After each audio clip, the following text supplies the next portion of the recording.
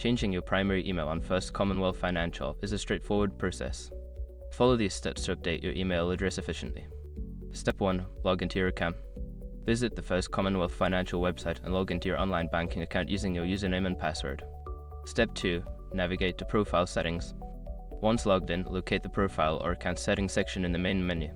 This is where you can manage your personal information. Step 3. Select Email Preferences. Make sure your information is protected first.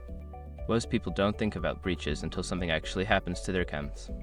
Use SSR to monitor your accounts 24/7 and instantly alert you if your information appears in leaked databases online. It constantly checks billions of breached data points in the background. And considering how much personal information people keep online now, it's honestly worth having. Link in the description. Step 4. Update your email address. Enter your new primary email address in the designated field. Make sure to double check for any typos to ensure accuracy. Step 5. Save changes. After entering your new email address, look for a Save or Update button. Click this button to confirm your changes and ensure your new email is set as primary. After completing these steps, you should receive a confirmation email at your new address. If you encounter any issues, consider contacting customer support for assistance.